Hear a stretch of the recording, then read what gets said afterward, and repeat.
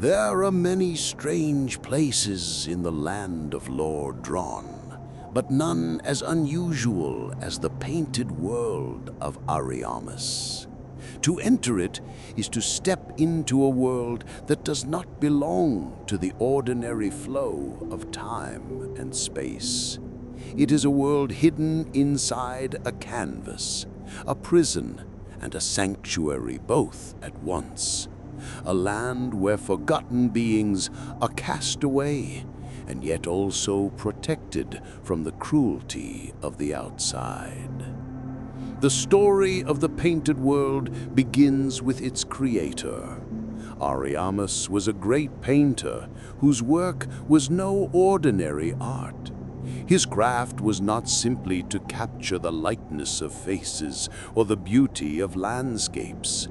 Instead, he painted with the power of sorcery and faith. His brush did not depict the world as it was, but shaped it into something new. The painted world was not merely a painting. It was a reality of its own. Why did Ariamis make such a place? The answer lies in what the world of Lord Drawn could not accept. There were beings who did not belong. Some were too dangerous, others too strange, others simply too inconvenient for the order of gods and men. For them, Ariamis created a sanctuary and a prison, a place where they could exist away from the eyes of those who feared them. Once a being was placed inside the painting, it was cut off from the world, unable to leave unless allowed. The chosen undead, the one who journeys across Lord Drawn, does not stumble into this world by chance.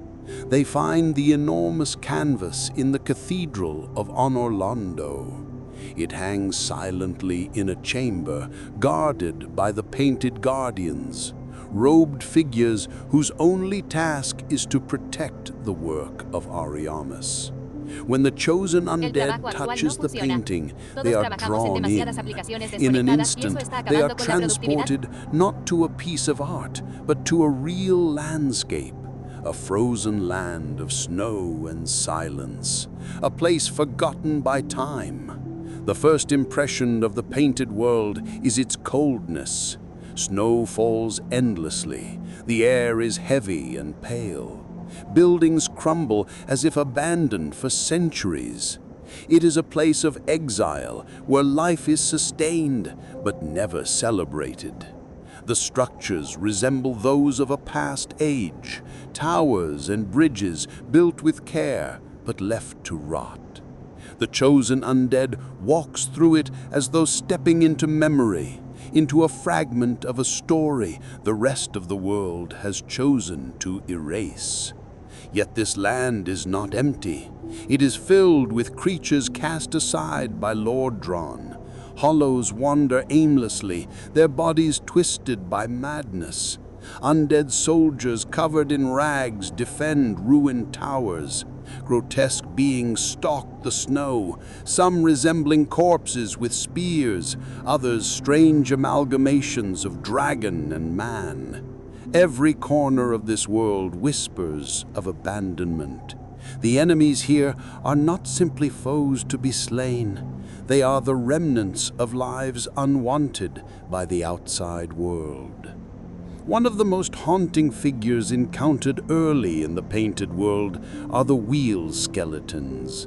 They are skeletons strapped to great wheels, endlessly spinning as they rush to attack. Their origin is uncertain.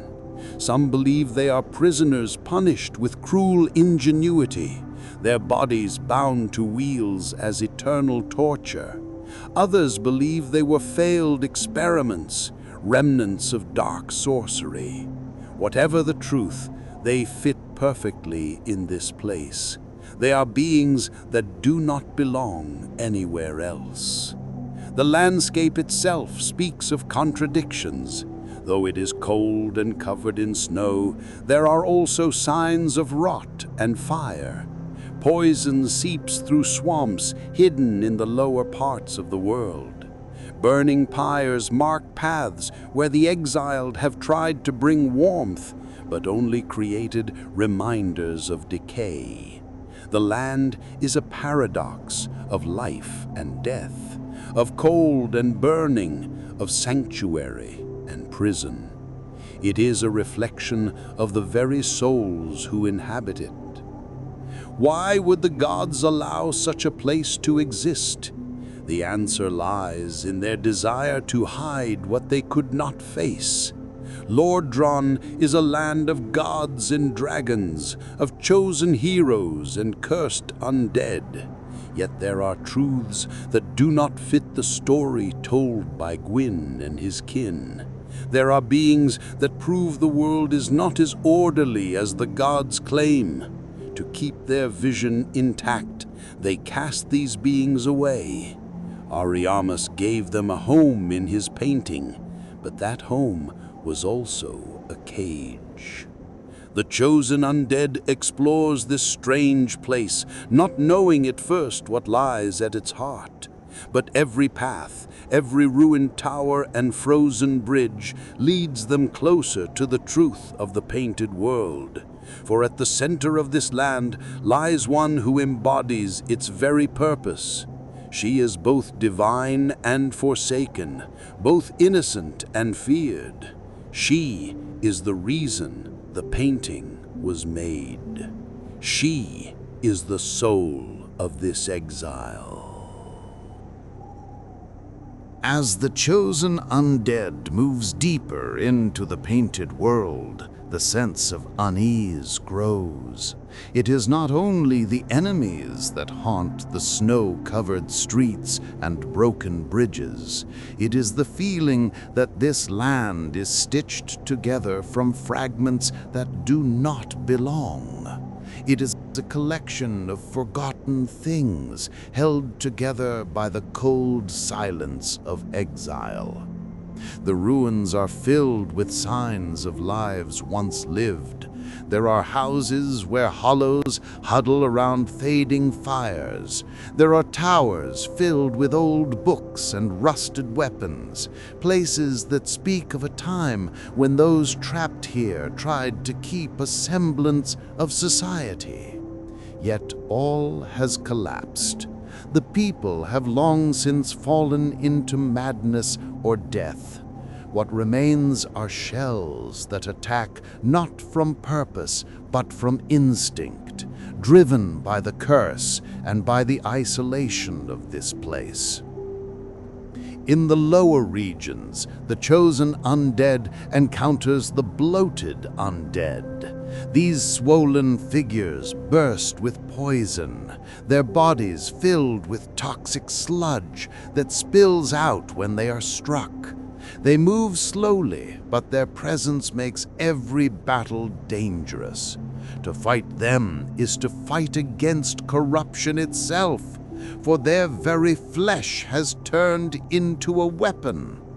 Their existence is a mystery, but their presence in this world suggests a reason.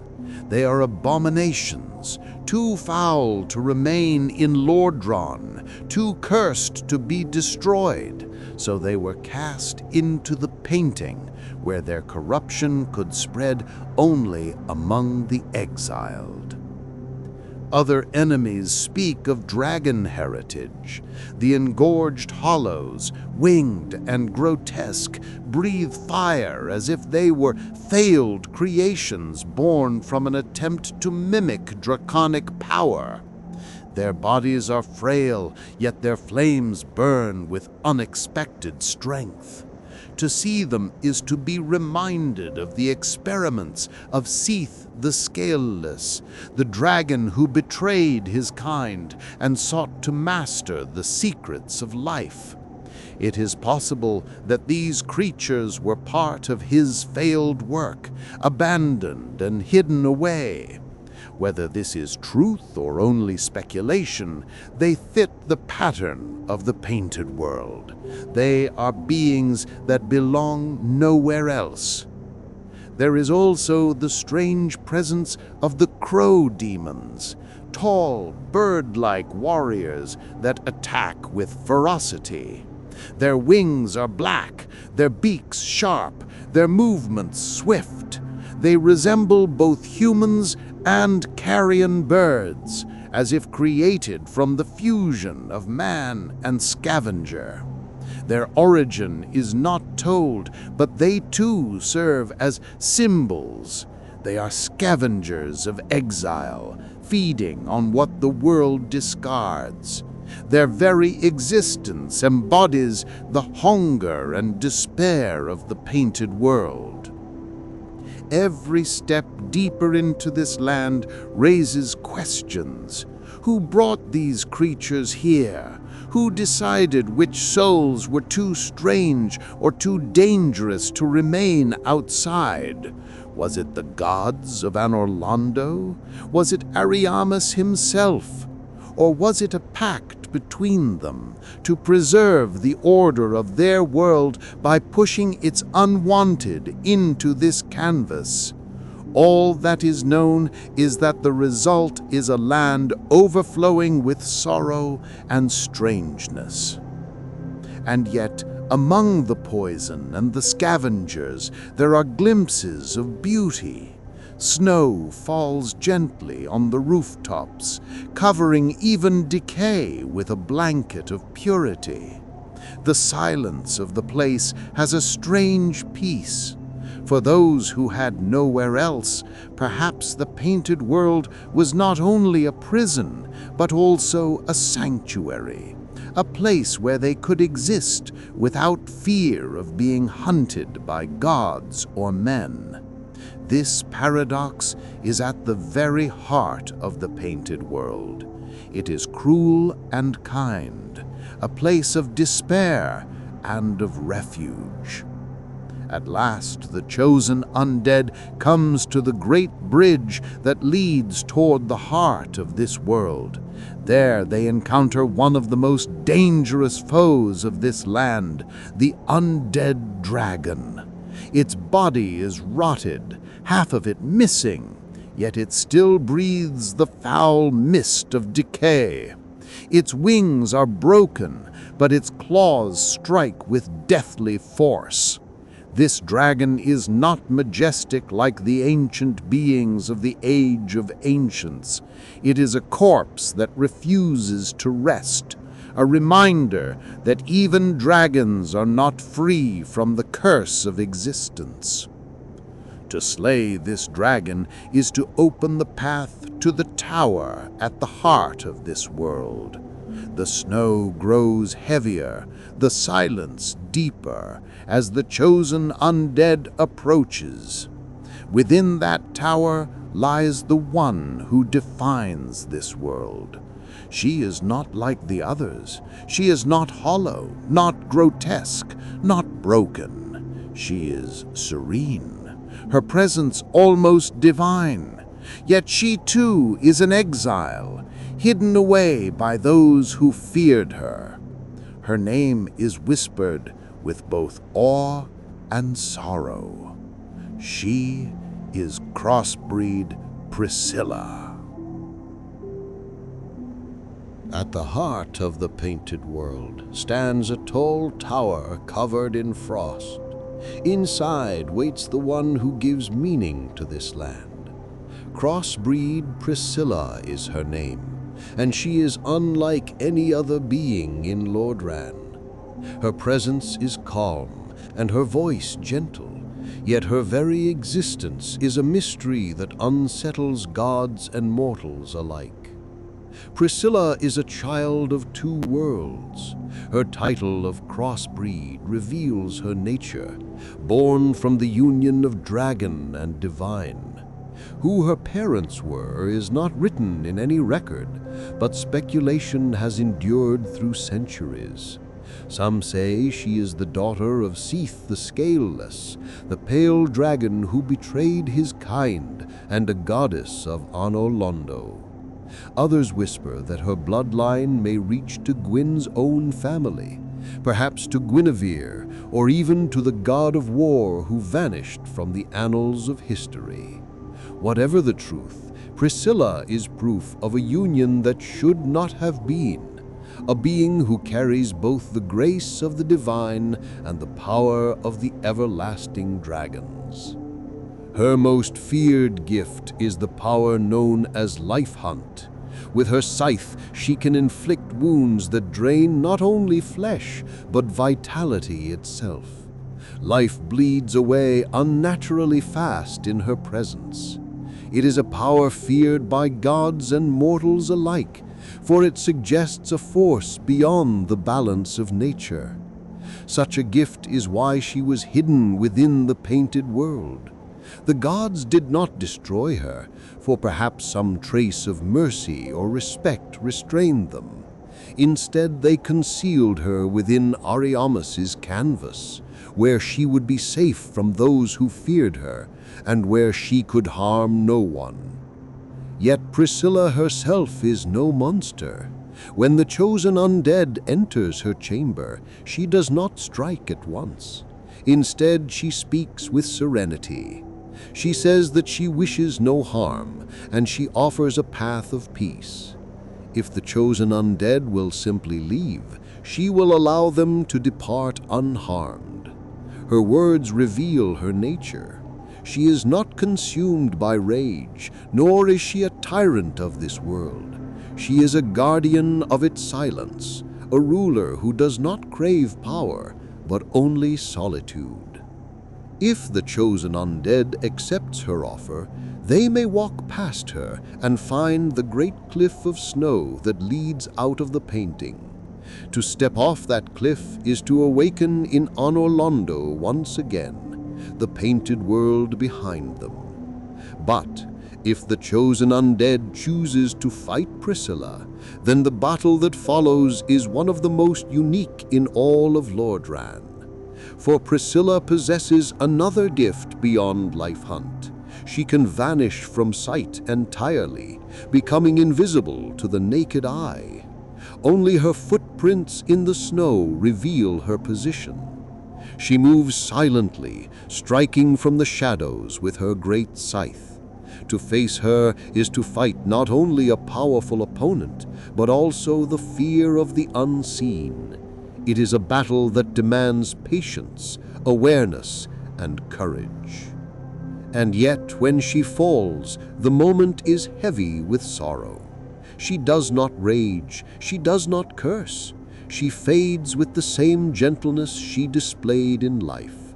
Her soul, when claimed, speaks of her great scythe and of the terrible beauty of Life Hunt.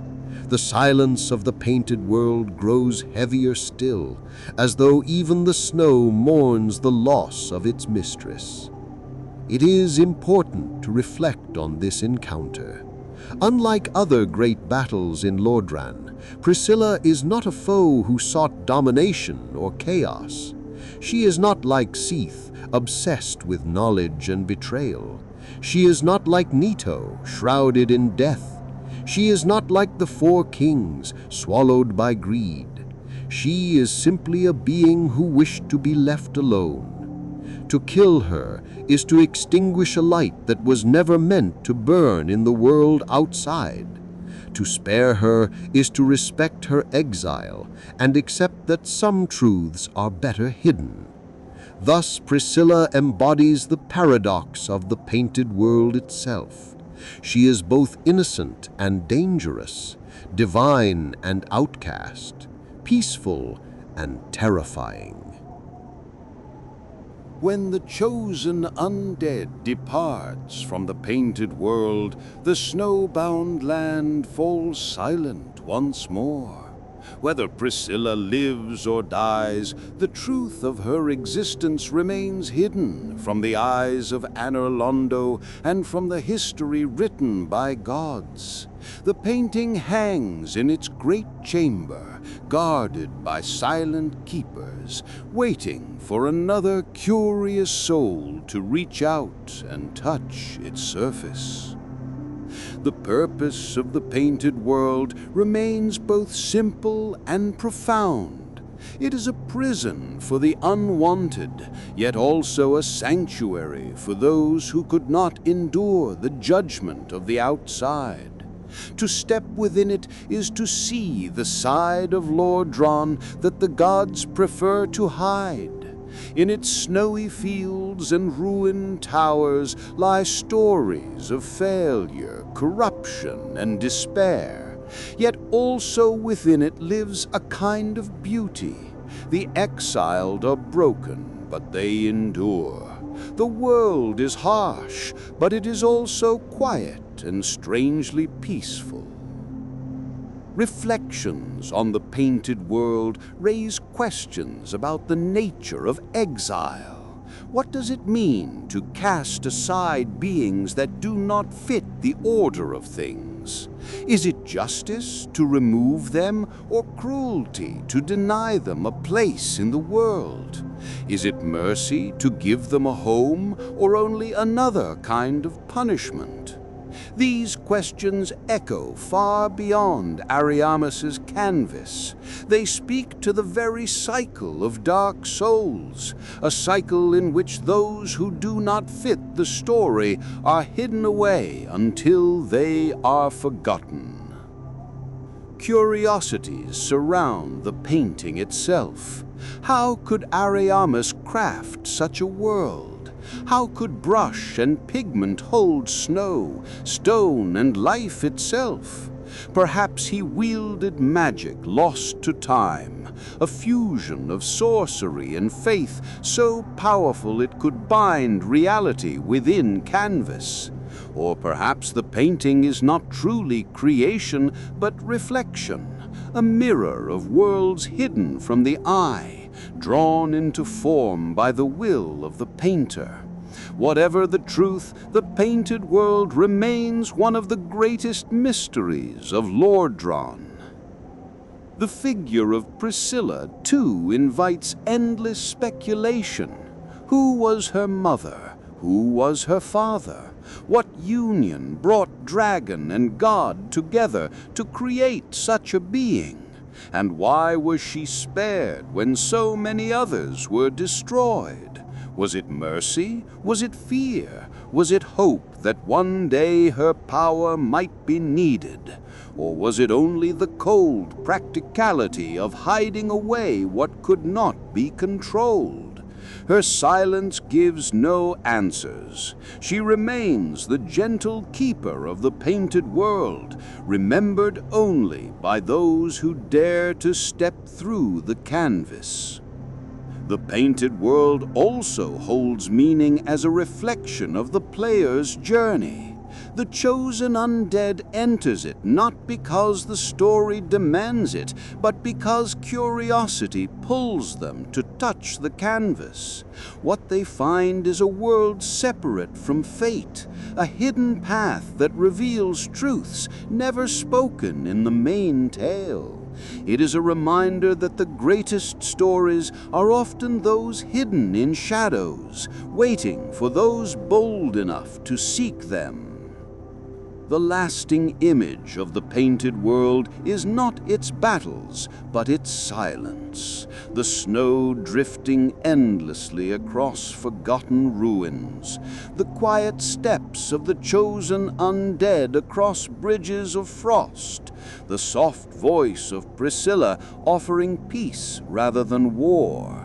It is a place that lingers in memory, not because of conquest, but because of its stillness.